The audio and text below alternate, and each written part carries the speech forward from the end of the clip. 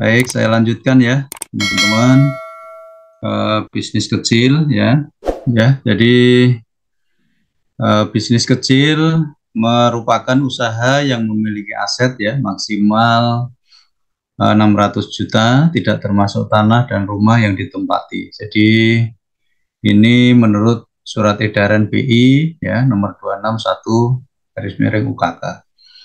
Ya. Apa saja bisa meliputi usaha perseorangan, ya, badan hukum, swasta atau biasa disebut atau kita biasa paham koperasi, ya. Jadi itu termasuk bisnis kecil.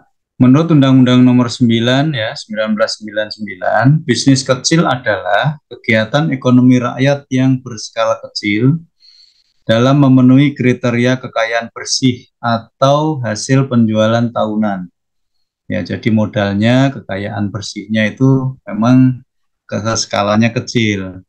Ya, penjualan tahunannya juga ya. Yang pertama memiliki kekayaan bersih paling banyak 200 juta ya, kekayaannya ya.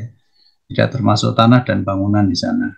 Hasil penjualan tahunan paling banyak 1 miliar. Itu di bawah itu berarti termasuk bisnis kecil.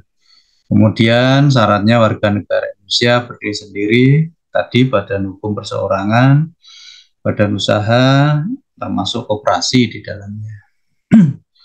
Oke, jadi bisa badan usaha yang tidak berbadan hukum atau yang berbadan hukum. Itu kalau koperasi berbadan hukum, ya, itu ada ketentuan undang-undangnya.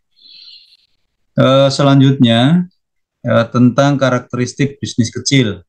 Menurut Anoraga dan Sudantoko, ya, yang pertama adalah sistem pembukuannya sederhana, itu otomatis ya. Jadi karena skalanya memang kecil, kemudian omsetnya juga masih belum besar, pembukuannya juga dibuat yang sederhana. Ya, biasanya ini nanti orang per orang pemiliknya, ya, mungkin ya hanya pendapatan, pengeluaran, kemudian saldo, ya tidak seperti yang perusahaan sudah besar. Yang kedua, margin usahanya tipis atau tidak besar, otomatis ya. Jadi marginnya tidak besar. Ya. Kemudian yang ketiga, modalnya terbatas. Itu tadi paling banyak berapa, 600 juta tadi ya. Yang keempat, pengalaman manajerial terbatas. Ya, itu ya. Jadi memang skalanya memang skala kecil. Termasuk di manajemennya ya. Termasuk yang punya pun juga pengalamannya juga masih terbatas. Skala produksinya kecil ya. Skala produksi yang dihasilkan kecil, biayanya cenderung tinggi, otomatis ya. Karena produksinya tidak banyak, jumlahnya tertentu, maka cost-nya juga akan cenderung tinggi. Yang keenam, kemampuan pemasaran dan negosiasi serta diversifikasi pasar sangat terbatas. Ya, jadi pemasarannya ya mungkin di lingkup sekitar situ, ya tidak sampai jauh. Kemudian negosiasi ya tidak usah pakai negosiasi yang ini ya, karena skalanya skala kecil. Diversifikasi itu banyak produk gitu ya, tidak hanya satu produk. Jadi tidak bisa dia akan memproduksi macam-macam barang. Jadi kalau perusahaan atau produksi bisnis kecil biasanya ya hanya bukan banyak barang yang dihasilkan. Item-itemnya hanya terbatas ya, 1-2 item itu. Yang ketujuh, kemampuan memperoleh pendanaan pasar modal juga terbatas. Ya nggak mungkin ya di pasar modal karena bisnisnya masih kecil. Ya, dia tidak akan bisa listing di bursa, ya nggak bisa. Ya, karena memang bisnisnya masih skala kecil. Kemudian itu tadi karakteristik ya. Selanjutnya permasalahan-permasalahan yang timbul ya dari bisnis kecil. Ini menurut Tulus Tambunan 2002 di halaman 69. Yang pertama adalah kesulitan pemasaran. Itu ya, jadi dia produksi, pasarnya juga tidak ada yang memasarkan gitu ya. Kalah mungkin nanti dengan yang apa namanya yang lebih besar, modalnya besar. Yang kedua, keterbatasan modal.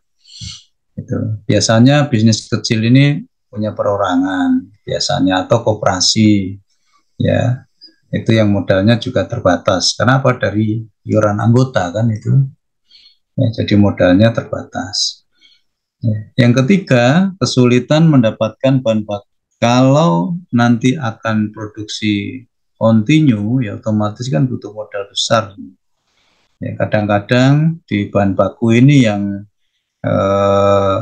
kalah nanti akan dengan yang apa namanya perusahaan-perusahaan besar, karena dia biasanya sudah punya mitra, ya. Jadi nanti saya modali, kamu tanam, nanti hasilnya saya ambil untuk bahan baku perusahaan itu. Biasanya begitu. Pola apa namanya? Kemitraan, ya. Itu kalau bisnis besar. Kalau bisnis kecil ya itu tadi. Ya nanti akan kalah untuk mendapatkan bahan baku. Otomatis nanti juga akan kos-kos yang lain juga bisa meningkat. Yang keempat, keterbatasan teknologi. Ya, karena sederhana, ya teknologinya juga terbatas. Keterbatasan SDM. Biasanya karena skalanya kecil ya SDM-nya tidak banyak. Ya, jadi mungkin bisa rangkap ya yang bagian apa namanya di kantor juga bisa dia turun ke lapangan, bisa memasarkan juga, ya, membantu pemasarannya. Kenapa ya? Karena memang masih keterbatasan SDM, tidak ada divisi-divisi khusus. Ya, bisa saja nanti yang punya dia juga merangkap sebagai adminnya, itu ya. Jadi bisa saja seperti itu. Karena modalnya terbatas, otomatis juga bahan bakunya juga terbatas, SDM-nya juga terbatas. Kemudian itu tadi kelemahannya, ya. Ini potensi dan keunggulannya sekarang. Ini menurut Anoraga dan Sudantoko, usaha kecil operasionalnya di pelosok. Nah, kadang-kadang usaha kecil itu, UMKM itu, dia ada banyak di pedesaan, ya, atau kota-kota yang memang agak masuk. Dengan berbagai ragam bidang usaha, dengan memenuhi kebutuhan permintaan di daerah tersebut. Biasanya seperti itu. Oh, di situ pasnya apa? Ya, permintaan-permintaannya apa? Disitulah berjalannya. Ya, jadi nanti potensinya di situ, keunggulannya di situ. Oh, kebutuhan yang pas di situ apa ya? Ini malah bertahan di situ. Oh, ini daerah wisata, berarti usaha kecilnya apa di situ? Oh, banyak yang orang datang, turis, ya baik mancanegara maupun yang lokal, maka ada usaha apa di situ.